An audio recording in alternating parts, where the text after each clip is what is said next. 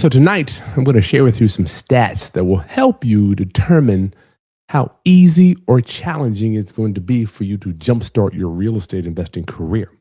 When I was pulling up these stats tonight, I almost got teary eyed just wondering, why is it that the majority of us are not even thinking about being intentional for our, not only for our current finances, but our finances in the future.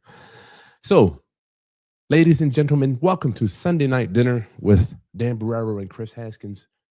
I'm guessing Dan's going to join us here shortly, as I'm sure he's doing something super important. Welcome tonight. We're going to be taking your calls. We're going to be talking about what's going on in the market. And the big thing we need to talk about is interest rates, retirement. We're going to be going over. I'm going to talk to you about this new mayor in New York. Got a whole lot of stuff to chat about. And most importantly, take your phone calls. Want to hear what you got going on. I feel like my life is boring. All I do is buy and sell real estate. We collect rent. We sell luxury real estate at a semi-affordable price. I'll never forget, years ago, I was like, I'm selling luxury real estate at an affordable price. Now I'm like, shit, I don't think what I'm selling is affordable anymore. It used to be 150 to 200. Now it's, I don't know, I don't even know last time I sold 250 to 500. And we're doing one now. We're selling it for 650. The American dollar is just going down. Please, if you don't mind, put your name as we come on here every Sunday, 7:30. Put your name in the chat and where you coming in from. I'd love to know. Real Estate Roundup, homies. I am Kris Haskins. I'm going to be your pilot for the next hour in time. And there's a number right here, 757-204-1332. Get your calls in. And open right now, we're taking phone calls. We've got several people already signed up for the Ultimate Landlord Survival Guide. It's open, y'all. Sign up for your calls. The link to book your phone call is right in the video description, right below, down below here somewhere. Book your call with me and Dan. We want to help you increase your profit, increase cash flow, and lower your tenant turnover, because being a landlord is not something that you are born knowing what to do. So Dan and I decided to say, look, we're going to do the Ultimate Landlord Survival class because we want you to get out there and thrive. We don't want these tenants to kick your butt. I love all my tenants, all of them. If I were ever to see them on the street, I love them. I have no problems with my tenants. And I want the same for you. I was in Kentucky a few weeks ago, and a guy tells me how much he hates his tenants. And I'm like, I don't want that for you. I do not want that for you. So let me talk as I was getting prepared for our time together today. That's our phone number. Call in. I was looking at some stats on what's going on. Oscar in Florida. Chris, what's up, Chris? Houston, H-Town. Miss Favor, Miss Teaneck, New York. As I was getting prepared for our time together, I like to just know, okay, one thing that I do currently in my life is I go to Golden Corral, and I know you may hate it or love it. Is it nasty? Yes. Can it be disgusting and people coughing all over the food? And can you get sick when you go? Absolutely. But here's the thing that I've noticed. My community that I buy real estate from, the people we buy houses from, they go to eat at Golden Corral. That's where they eat. And you could take it or leave it. I know it's the truth because I go there. I try to go there once a week, but I only go to the breakfast. So Saturday mornings, I'm going to probably open this up to my roundup. I'll give you, come hang out with me for an hour. I love going to Golden Corral. I just listen to the conversations that are going on around me. What are people thinking and talking about? The average citizen. I love it. It's just one thing I do. I go to Walmart. I like to listen to the people in the lines. What are they talking about? Because these are the people, y'all. See, I don't want us to get disconnected from the people whom we serve. Okay, so Golden Corral is my one little thing that I do. And I like to go to see what people talk about. And further, I want to show y'all, look at this, some of the stats that I looked at. Ah, man, this is sad. This is what people are searching, y'all. I went to Google today to see what's trending now, right? I'm going to show y'all what's trending. Bears. This is the top Google searches, 2 million searches in the last hour. I mean, in the last day. Eagles, million searches. Buffalo Bills, 49ers, Matt LaFleur. I didn't know who he was. Guess he's some, was it baseball guy maybe? NFL playoff, Madrid.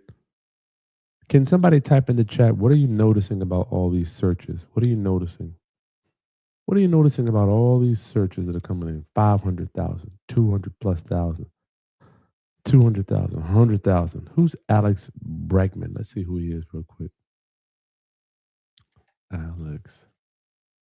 Okay, it's baseball. Type in the chat. Type in the chat. What are you noticing? Who do the Bears play next? Super Bowl 2026. Man Unite. Cal. Who's Cal? Jusic.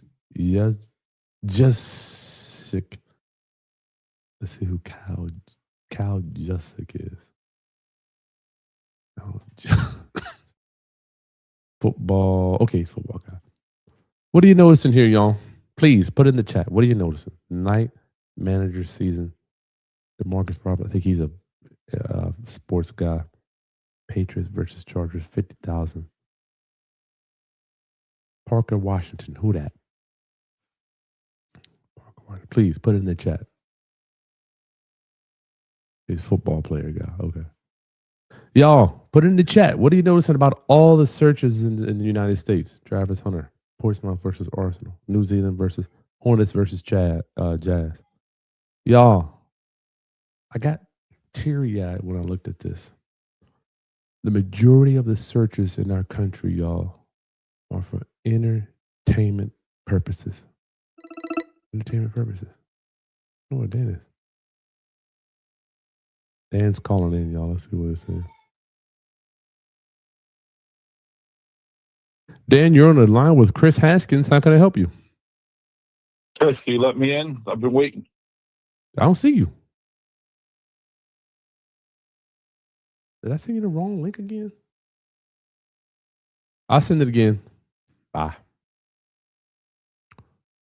I said I got a wrong link. How do I keep sending the wrong link? Hold on, y'all. Let me get Dan in here.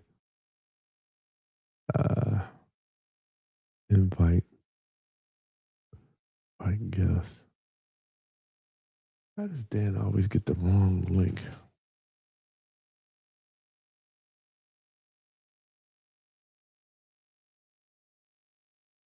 Y'all noticing this? I don't know what this is.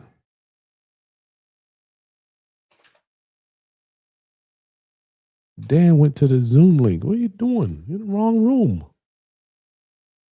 Oh, boy.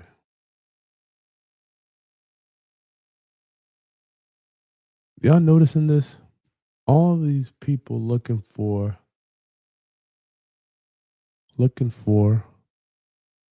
entertainment. What does that tell me? And I'm not mad at these people. I'm just a little have empathy. These are the majority of the people we serve, y'all. You got to remember this. We can't be mad at an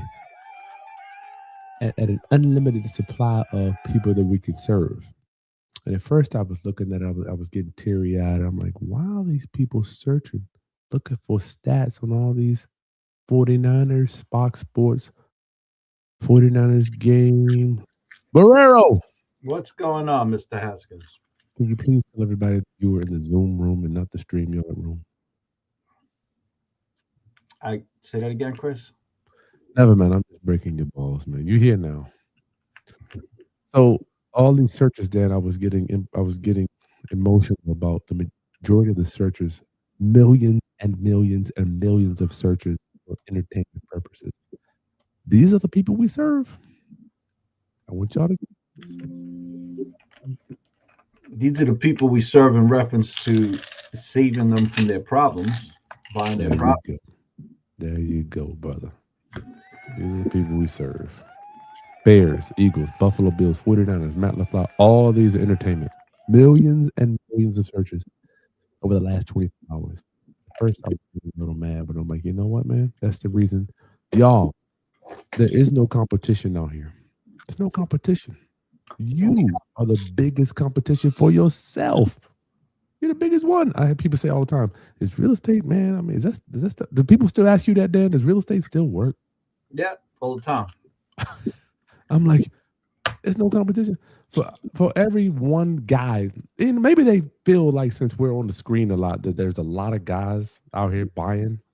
What would you say, Dan? Is what 0.001% of the population that are actually out here actively buying? Oh man, you know what? Less than that. I just posted something last night on my stories. Give me a second. I'll read these statistics to you. Okay. It's actually not only interesting but extremely um, concerning. Let me read it to you. So, real estate ownership by generation from 1991 to 2025. Real estate ownership in 1991, the silent generation, which was the 80 plus, owned 65% of real estate in 1991. Mm, Baby boomers from year 61 to 75 that's own my parent. 34%. Gen X, which is That's 45 me. to 60, owned 1% in 1991. I mean, that's understandable why. Yeah. Uh, Millennials own zero, and again, that's very understandable why. Mhm. But let's talk about 2025 today. The silent generation owns 9%. That's before baby boomers. That's from 1980 to 2025, Okay.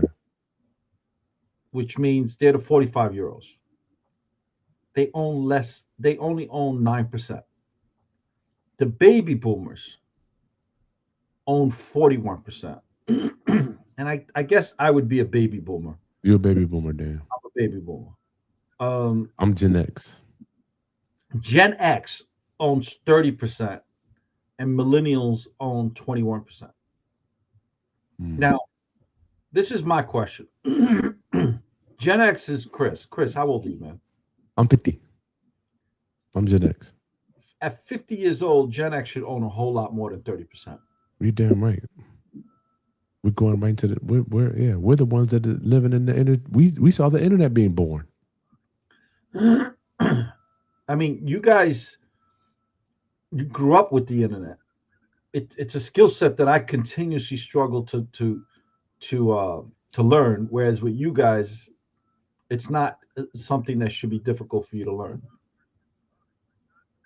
Well, Dan, I hear all the time, is this stuff still work? Is the market oversaturated? Even with the internet, even with YouTube and all this stuff. I'm like, listen, we are our biggest. We just showed y'all. People ain't searching out there how to get better. YouTube, how to become a better this, how to do this. They're not searching none of that stuff. No, I'm talking about the masses. yeah, Dan, it's searching what athlete is making what money or whatever their stop. stats are. Or, like you said, the 49ers. Like, So I just brought that up funny, because Chris. Mhm. I every time we've spoken about the Super Bowl, half the time neither one of us know who's in it.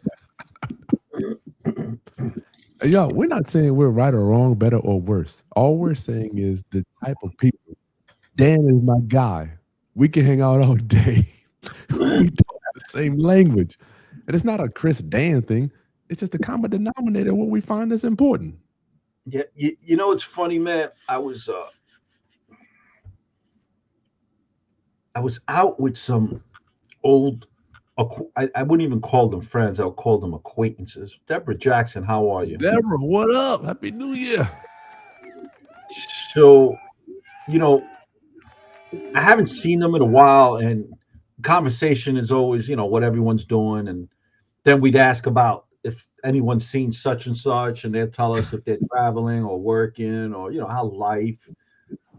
But then, like after about an hour, it's like they're talking about sports or some celebrity bullshit, and I'm listening, and I'm like, I'm not saying anything because I don't know.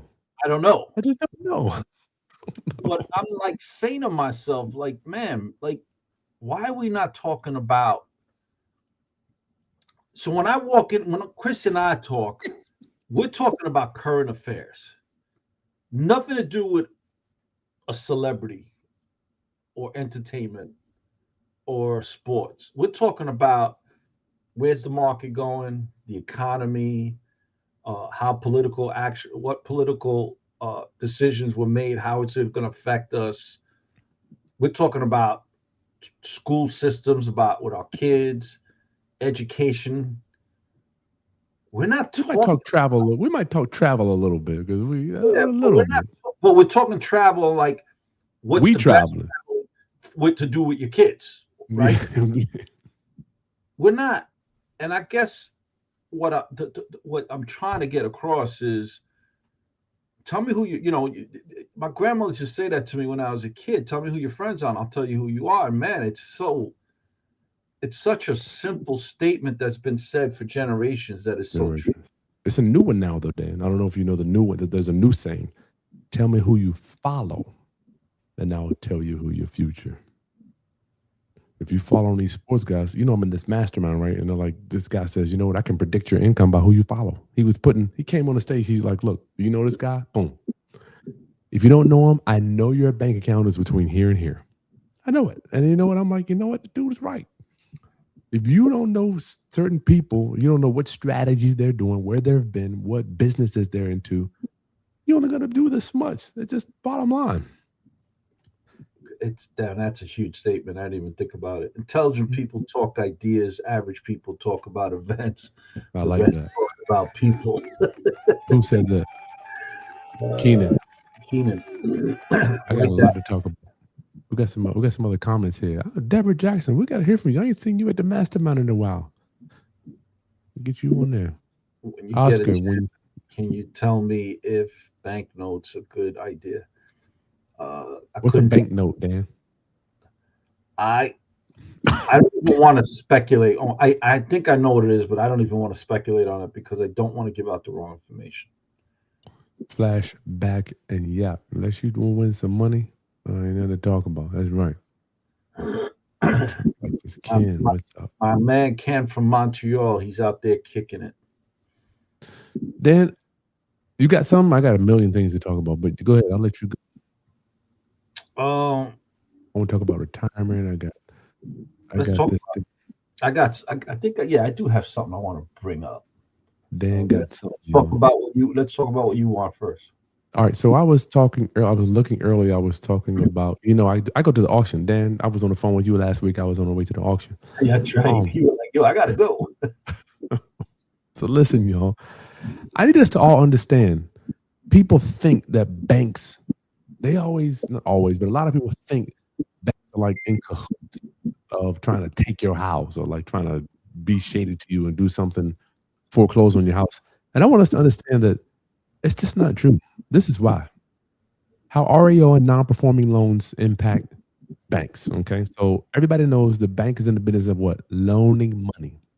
The more loans they do, they increase their risk. It goes up. Loans go up, risk goes up. Now, what happens is when they get these bad loans, the government, Federal Reserve, starts to cap them for the amount of money they can spend. And these cuts lower the amount of loans they can put out and lowers the bank's profits, and it lowers their reserves. So I need you to understand the banks are not in a business. Can I zoom in on this thing?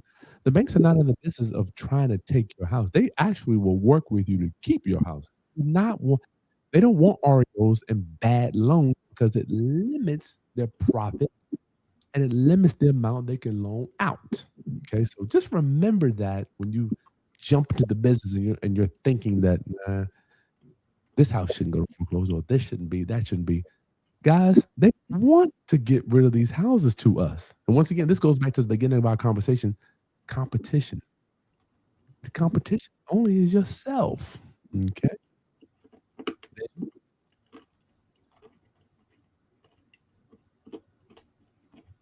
And you can't compete against stupid. I want people to understand.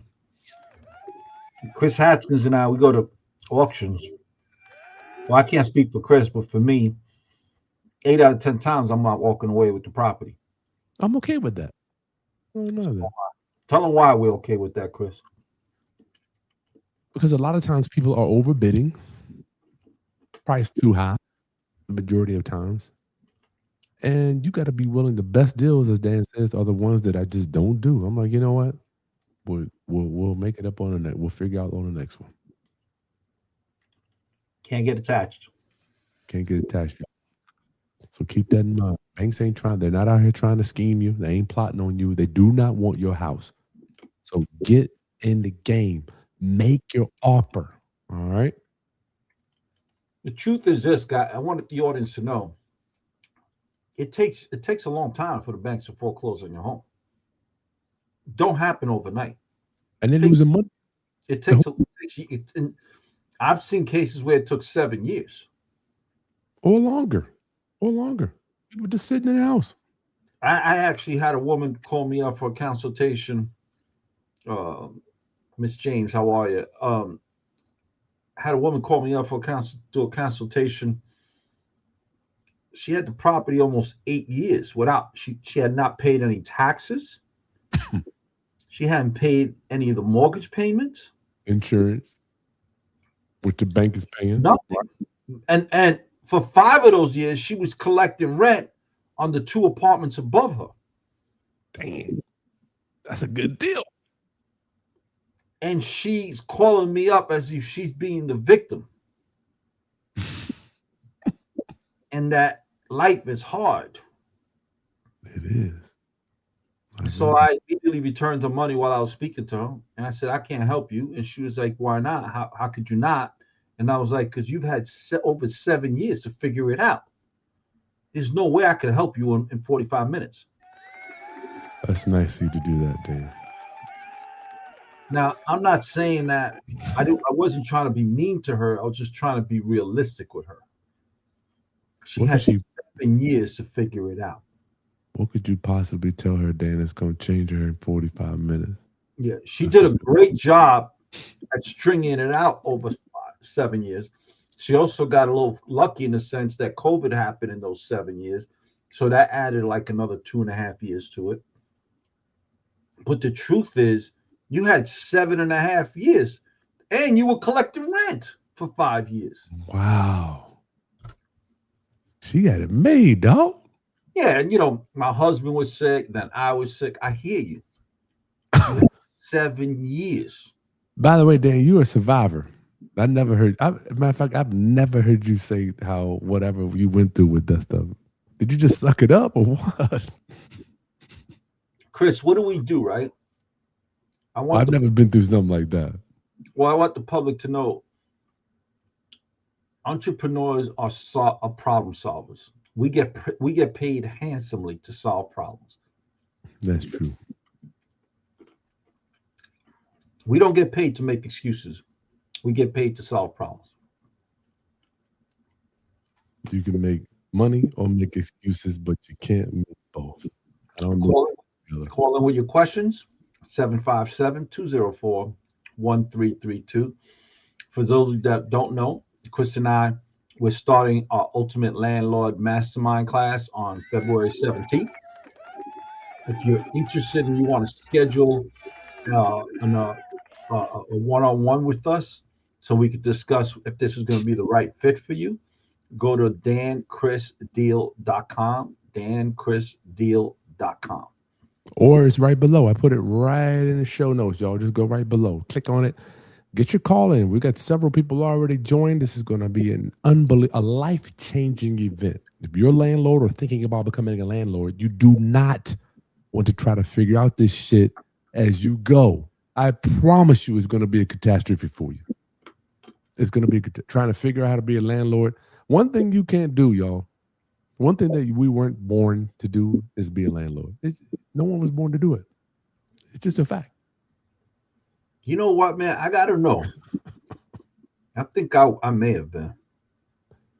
You were born knowing how to be a landlord, or did you learn how to be a landlord? I think I was born to I wasn't born to be a landlord. I was born to be an entrepreneur, self-employed. Yeah, I was born with that, but I wasn't born knowing how to do it. Nah, I mean, Chris and I, we got some war stories. we be, do be on the phone. Chris, tell him. We'd be on the phone. What? We Tell be him, on Chris. Dan be like, I got this. I call you back. I'm like, all right, damn. I'm on the phone. Dan, oh shit. Hold up. Somebody just call. I gotta go. I want people to know I look at my battle scars as like armor. Every time I got a battle scar dealing with a tenant that beat me up, it just created another armor, another skill set. So when I was younger, man, I wanted to kill these people. I'd stay up at night thinking of ways I could murder them and bury them in my yard, and get away with it. You were taking it personal. Oh, I was taking it real personal. Yeah. And as I got older, now that I'm thinking about it, I'm like, they did me a favor. Mm-hmm. Yes, it cost me money. Yes, it cost me stress, but they did me a favor because I've used those experiences to make me a lot of money to avoid problems. That's right. To spot the red flags with the wrong tenant personality trait. Guys, but you don't have to go through those battle scars that Chris and I went through. We already did them for you. We did it for you. The Book workbook alone is 148 pages. Book a call. DanChrisDeal.com. Dan Chris Deal. Or go to the video show notes right below. Dan, here's one of my, check this out. Flashback in Yap says, I had them a couple years ago when you said no one cares about your house or your deal more than you. That's my thing, dog. Tell my friends. It's the truth. Nobody cares. Nobody. I don't care about Dan's doors. He's never asked. Not the government. Nobody gives a shit. Not the attorneys, not the judges. Nobody cares. Nobody cares. More than you. You'd be like, here, have you guys ever had to deal with hoarders? You want to answer that one, Chris? Every day. I just bought a house last week. I walked in there. When you walk in the cat urine, you must not have seen hold up. The track heaters, you must not be seeing our. You need to go to our channels and check out all the stuff. It's every week. It's a hoarder every week. Well, I don't know. Maybe he's asking a hoarder. First of all, I love buying houses that belong to hoarders. Those are the best deals that I get. You get free stuff. Oh my God, you get so much. Tell them about the jacuzzi you got free. I got a free jacuzzi. Brand new, still in the wrap. She wasn't a hoarder, but she had stuff they didn't want. So hoarders are my favorite people. I love them. They're cool people. Hoarders, those are the best deals to buy, besides getting the free stuff, because you don't see anything, because everything is so packed to the rim in the property. You got to assume that everything is the worst case scenario. So when you make your offers, you're making your offers based on total guts. And what happens is when you do get that deal, and you may not have to do a total gut, there's a lot of homes with hoarders are the best deals that I get. And I make the deal where, and Chris does the same thing. We'll buy it as is. Take whatever you want, leave whatever you don't. And that's one of the benefits of buying from Dan and Chris Borrero. Or rather, let Chris buy from you. Make it easy on them. Got a caller here. Caller, you on the line with Dan and Chris. State your name and where you calling from. What's going on, man? I'm in Philly. Billy, what's your name, brother? I go by Brother Chris. Brother Chris. There you go. CH. Chris from Philly on the line with the homies. Yes, sir. I just had a quick question. I invest in. Go ahead, brother. What you got? How can we serve you? Yes, sir. So I invest in upstate New York, and so I wanted to know: do you recommend taking over when you buy a house, taking over the lease of the tenants, or buying it vacant? Well, you might not have a choice. I mean, I don't. If you got, are you talking about is this a specific scenario? Yeah, so they on a month-to-month lease, and so They have a I can month-to-month lease. term They do have a lease. wanted to. Mm. Yes, Mm. Is it a single family home, multifamily? What is it? no, multifamily duplex, Duplex? What town is it in? Cortland, New York. Cortland. So you have the university there, which is a good draw for student housing. Is that what you're looking to do? No, this is just be for the residents of the town. Okay. Look, the truth is that upstate New York is a lot easier to deal with bad tenants than it is in New York City. So in New York Mm. City, when you're buying a property with 5 doors or less, attorneys are recommending to their clients when they're buying it to buy it with the place empty. You don't want to take over somebody else's tenants because New York City is a horror show. Upstate New York is a lot different. It's easier to get rid of bad tenants. It's Mm. still going to take you 6 to 7 months, maybe 9 months, but it's not going to take you 2 to 3 years the way it would take you here in the city of New York. So one Hmm. of the things we teach in the Ultimate Landlord Survival Guide, anybody interested in that is danchrisdeal.com. So one of the things we teach is when you're buying a property and there's tenants in there, how do you evaluate that tenant on whether they're going to be a bad tenant or a confrontational tenant or a tenant that's All right. that's right? So one of the things that we do is I always ask for a proof of the tenant's payment history from the current owner. Now, the current owner may fudge those, lie about it. But if there's a management company, they'll never lie about it because they don't want to lose their license. The other thing that I highly recommend is that not when you walk the property, you ask that existing tenant, hey, are there any immediate repairs you need or any repairs that you would like to see be done when I take over the property? And based on how that tenant responds, their body language, their tonality, the words they use, and their posture is what determines what kind of tenant that is, right? In addition, always ask for a certificate of estoppel that the tenant has to sign. And essentially, what that is that that tenant is confirming what's on the lease that the landlord provided you. So if the lease says that they're paying $1,500 a month and that they're up to date, and that the security deposit is $1,500, when it's time for that tenant to move out and that tenant says, "Nah, my security deposit was 2,000, not 1,500," you're like, "Nope, I got the certificate of estoppel notarized by you to the previous landlord, agreeing that this is Mm. this is the rent that you agreed to pay, this is a date to pay, and this is the security that we have on hold." Because what happened to me once, you know, I I returned her entire security deposit because she left the apartment really clean, and she says, "No, but I had $2,000, not 1,200." And I was like, "Nope, I got $1,200 that was transferred to my account of security." Wow. And she then sent me the proof. Now I Mm. go to the previous owner. Previous owner's gone. He had an LLC. Closed down that LLC. He wouldn't even respond to my calls. Damn. Hope that helped you. No, it definitely does, man. Chris, Dan, y'all the best in the game. I appreciate it. No, Good talk. Thanks for calling in, Chris. But then what I found is you don't have an option. Shit, if the tenant's in there, you can't just kick them out. They got a lease. I mean, you got to take them in there. well, yeah, if they have a lease, you can't. There's not much you could do about it, right?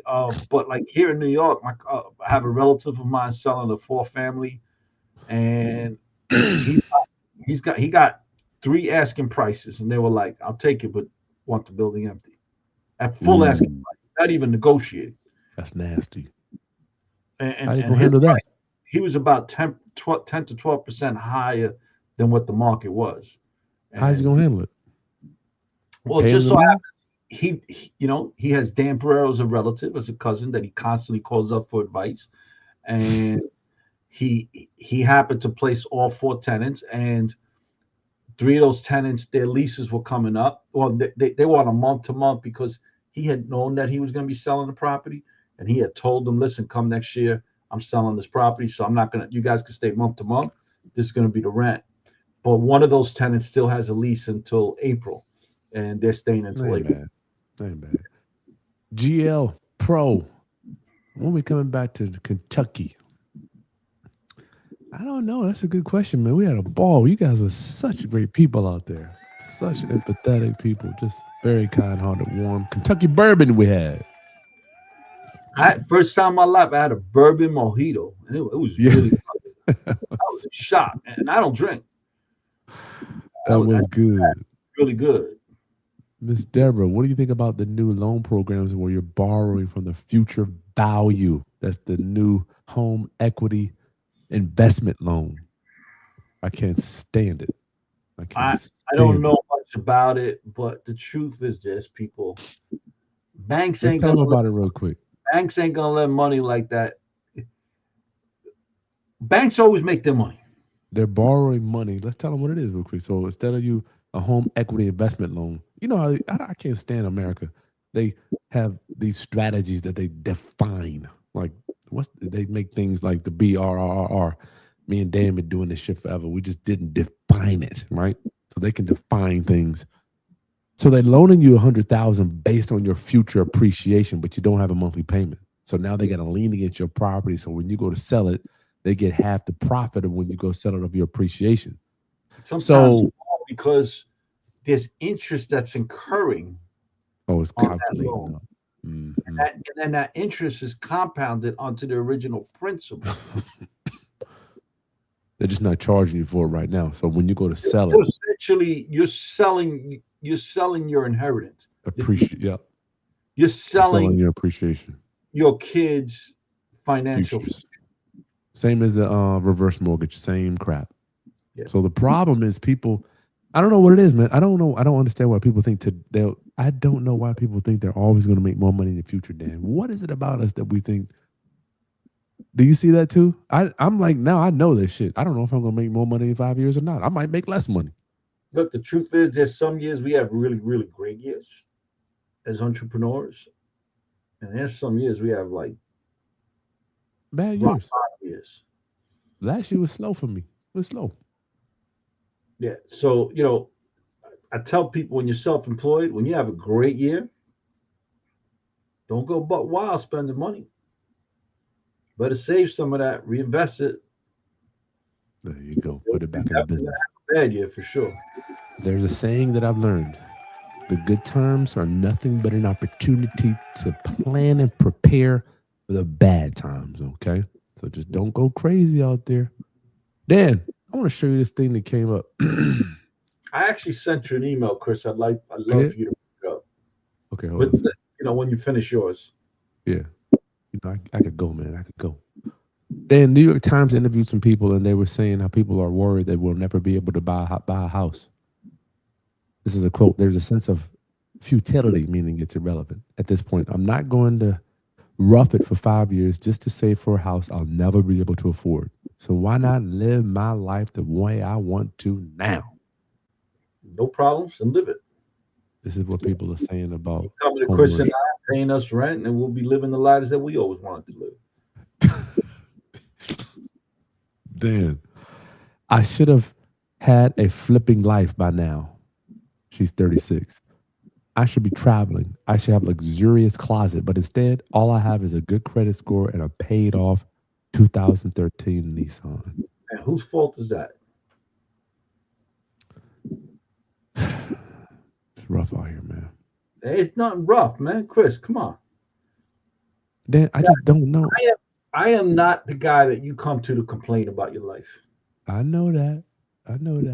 And I can't stand those statements like that. Like, you're 36 years old and you got good credit score and you got a paid off Nissan. So let me tell you what I hear. You're 36 years old. You decided to not go out and bust your ass. You decided not to work weekends. You decided not to work at night after work. You decided not to go increase your job skill set. We all make decisions.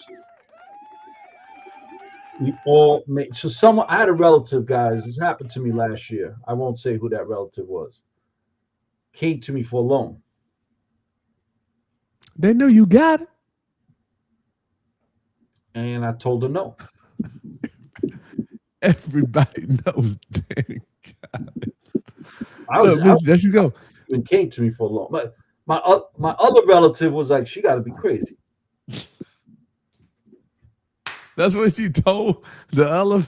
That's what person A told person B. She told me that other relative's got to be crazy because everybody in the family knows you can't come to Dan Borrero for long. I believe that. Come to Dan Borrero if you need help. So I said, no, I can't help you. She says, yeah, but you got it. And I said, I do. So why can't you lend it to me? I said, let me tell you. I said, for two reasons. The primary reason is because you just told me you've been counting my money. When you told me you got it. I don't count your money. I said, yes, you do. You just told me I got it. That means you counted my money. I said, I got a wife. She counts my money. She spends it well. She does it. I don't need you to count my money. I already got one of those. Yeah. So I said to her, I says, so why won't you lend it to me? I said, well, I got it because when you were out canoeing and hiking and going to wineries and picnicking and showing all this on Facebook every weekend, or snowboarding, or going away for 2 weeks, 3 weeks at a time in the summer, I was working. When you were out relaxing at night, having dinners that you put all over Facebook and these expensive drinks, I was working. When you were on vacation for 3 weeks, I was working. So that's why I got it. When you were sleeping, I was working. Yeah, dang you. So if you want what I have, you could do what I did. You could do what I do because I still live that life. Anybody can have what Kris has. Anybody can have what I have, but you got to work. That goes to my next point. Then we'll get to your email, Dan. This is that same thing. Listen, people, they're saying, this is that New York Times. Check this out. They're describing the feeling that basics of a middle-class life, owning a home, providing for the children, dining out occasionally, seems unattainable or required unpalatable trade-offs. I'm going to stay there. Dan, you just said it. You got to put the work in. Unpalatable. What the hell is unpalatable trade? I worked 15 years. I worked 15 hours a day for the first 15 years of my career. What is unpalatable trade-offs? People don't want to put the time. The trade-off is I want what you got, but I don't want to do what you did. I should not have to trade my free time, my relaxed time, my TV time, my sleep time. Says who? My socializing time. This is what they're saying. Yeah. Where they get this shit from? Precisely. So again, is it worth sacrificing? Go ahead. You want what Kris and Dan Borrero have? Anybody can have it, guys. I want to let's point some facts out. Kris is a black man. I'm a brown man living in America. The opportunities today that people of color experience, Kris and I didn't have when we were coming up. Now, when Kris and I, when we were coming up, was it easier than the people 20 years before us? Yes, it was. That's right. It wasn't as easy as it is for the people today, people of color. I am a special ed kid. I'm a dyslexic. I still can't read and write well. We talked about that earlier. I made a lot of money because what I am weak in reference to my academics, nobody could surpass me with my intention and my audacity to succeed. So that's the best part about living in the United States of America. Nobody could tell you when you have to stop to work. Stop. You don't gotta stop. You can keep going. Is it the most healthiest thing to do? Probably not. Probably not. Dan, unpalatable trade-offs. Is it worth sacrificing my yearly vacation to save for a down payment? This is my thing. I can't stand people like this. You want to go on vacation. You don't want to save. You don't want to sacrifice. Cool. I'm happy for you if that's what you're happy doing. But don't begrudge me or begrudge the system because you chose not to do the work. What about buying a home that's 90 minutes from work, or a 2-bedroom for a family of 4? Are children even possible? Hold up. I got to drive to work in an hour and a half. My wife drives to work an hour. I mean, this is just what we do. I have to drive. I don't want to drive. I think Yo, people Chris, have. people, you see this here? Dan, tell them how long it takes you to get to where you got to go. Man, I got to go to Brooklyn in the morning. I got to go to Brooklyn in the morning. And it's only about 12 miles, people. That shit could take me an hour and 45 minutes. If I don't leave by 6:15, 6:20, it could take me an hour and 45 minutes. If I leave by 6:20, it'll average about 45 minutes. So go 12 miles. You're screwed. So, You're but screwed. you know what's crazy? This thing has changed my life. I could listen to a podcast on accounting practices. Mm-hmm. I could listen to a podcast on You negotiating. ain't watching sports on the way. Say that again. You're not watching sports on the way to the job site. No, I ain't listening to sports. I'm listening to Bloomberg News. If I'm going to listen to the radio, I'm listening to Bloomberg News. I want to know where the market's going. And at 9:30, I'm making some trades on this thing. When I'm in the car, I'm starting to make calls at 7:30. So even though I may be in the car for a while, this phone allows me to be productive. Shit, we didn't, Chris. How old were you when you got your first cell phone?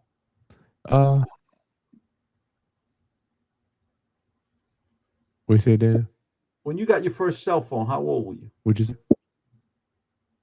my internet is screwing up. Hello, y'all hear us? I can hear you now.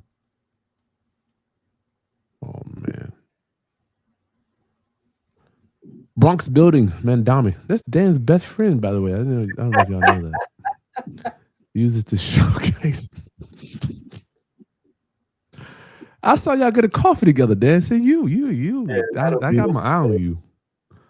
That'll be the day. Uses to showcase new housing commission's talent as 200 violations after favorite nonprofit ran it into the ground. They love to point the finger, don't they? So, guys, I want everyone to understand. But before Mandami came in, there was a bill presented in the city council. It was called COPA, and essentially that bill says that when I go to sell my property, I got to give it to HPD, Department of Housing Preservation, and say, HPD, I want to sell my property, and then they will give it to who they consider to be favorable non-for-profit organizations so that they could get what they call affordable housing. Well, that could add, between all the rules and regulations and delays that they're allowed to do, it could mean that I can't put my property on the market for a year and a half. And it opens me up to a shitload of lawsuits by those non-for-profits. All right. So fast forward, that bill got vetoed under Adams, but now that bill's coming back to life because the city council knows that Mandami was not. So Mandami wants to now say to me, if it's 3 doors and above, anything above 3 doors, that before I sell my building, I got to give it to HPD. Now, HPD can't manage HPD. HPD is a disaster zone, but they want to be able to manage who I sell to. Now, now Mandami wants to give it to these non-for-profit organizations, and there's some favorite non-for-profit organizations that they like. Now, bring up that article. So Mandami wasn't mayor when these violations were given to this non-for-profit building that they manage, but they got over 200 violations. And these are the people that he wants to say to me, listen, you can't sell your building to Chris, but you can sell it to this non-for-profit because we believe they're going to do a better job. That's the problem. Rat face station, cockroach infestation, broken doors, mold. Bring it up on the screen. Oh, I'm sorry. Darn, I thought it was up. My bad. Go to the top, Chris. I want them to see the title on this. Let's read the title. This thing is really acting funny, man. It's messing up. Bronx building Mandami used to showcase commissions talents. Has 200 violations after favorite non-for-profit ran it into the ground. you can't. There are some good non-for-profits. I know a couple of them actually, but the majority of them, people are just hoarding money into their pockets. You're opening up. First of all, who Mm-hmm. who get which non-for-profits are qualified, and is a non-for-profit a non-for-profit when the chairman or the president of the non-for-profit is making $2 or $3 million? That's not a non-for-profit. That's just a non-for-profit I saw disguised that. as private company. So now I go to Mandami and say, "Yo, Mandami, I'm going to donate 100,000 to your campaign. I want to become one of those non-for-profit." Indeed. Then I go to the HPD people and say, "Yo, you know what? Here's a trip to Bahamas for 2 weeks every year. Feed me the buildings in this zip code. Only me." Mm. There's so many ways to be corrupt with this bill. But the point is, they're not capable of managing these properties. If they were, you wouldn't have a building They would like have did it that. already. They would have did it already. It's so weird. It's almost like I need $1 million to do this deal. Dan, you always say that. Like, I just need the money to do the deal. It's the same. You know, it's just in our culture, whether you're politicians or regular people. All I need is this. I need the money. Same thing. Same exact thing. Same exact thing. Denise. Oh, we got the Hammonds here. What up, Hammonds? What's going on? Happy New Year. Dana and James, how are you? Dan's a true New Yorker. Denise Flores, how do you keep your energy up throughout the day? Do you have a go-to coffee or morning routine? What you do, Dan? I'm I don't not have gonna an lie. option. I'm not gonna kid you. Depending on how much stressful my day is, sometimes I'll just go to my car and take a 5 minute nap. Yeah, Dan. I know that sounds crazy, but I'm up at like 5:30. Come 3 o'clock, depending on how stressful my day is, I may have to go to the car and take a 5 minute nap. I know that sounds crazy. What am I doing? I don't know, man. It's just in the mindset. I'm just thankful to be able to do what I do every day. And I'm like, we got to get it. You know, I think Dan, I don't have an option to relax. I just don't. If I start down, then I'm on the No, street. guys, you got to move your body. Look, I'm 60. I'm gonna be 63, and I'm overweight. I'm not gonna lie about it. We do eat good with that damn gelato. And But I eat good. My Achilles. I don't drink and I don't smoke. I don't take drugs.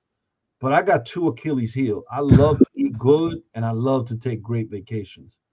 Um, but like yesterday, I was I went to three different places looking for granite not granite quartz countertops.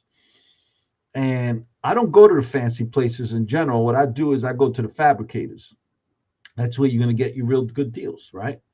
And I actually posted a pic, something of me doing that yesterday. I was like, it's 3 o'clock in the afternoon, and I'm out shopping for counters in a dirty fabricating place.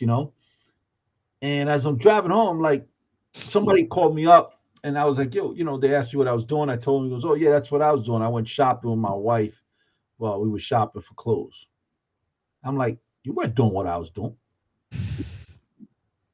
I was shopping for material that's going to increase my asset value. You were shopping for shit that's going to depreciate because you were bored because it was raining out. There's no way those two things are the same. I wouldn't even know how that feels like. I don't even go clothes shopping. I let my wife do that shit. I ain't got time for that. I don't either, though. I can't do it, Dan. Listen, before we get out of here, Dan and I are taking calls right now.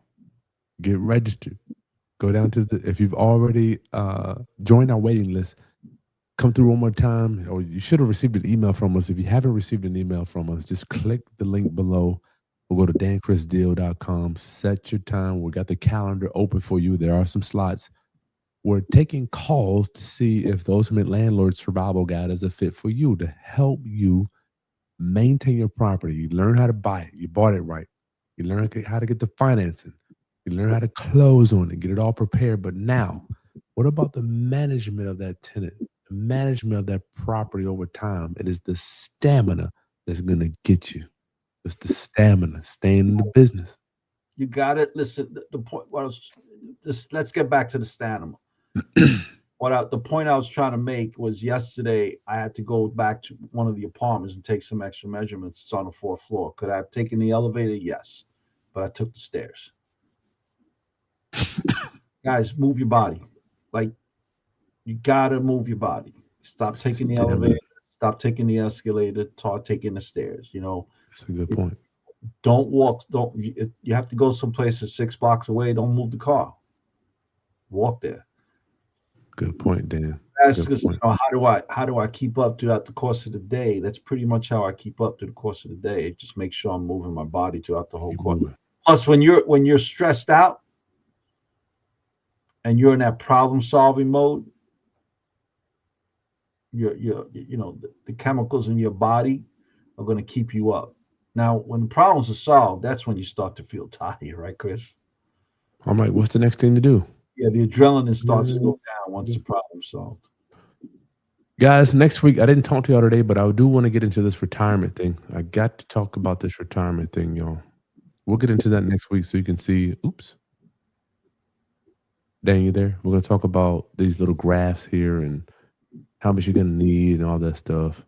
You got to, the magic about retirement nowadays is we use it in our real estate investing world. So you can flip houses in your retirement. You can get rental. I have tenants that pay rent right to my IRA, right to my wife's IRA. Okay. So get signed up for the Landlord Survival Guide, and we'll see you next Sunday. Anything else, Dan? I'm good, man. Stay cool. All right. See y'all. Peace.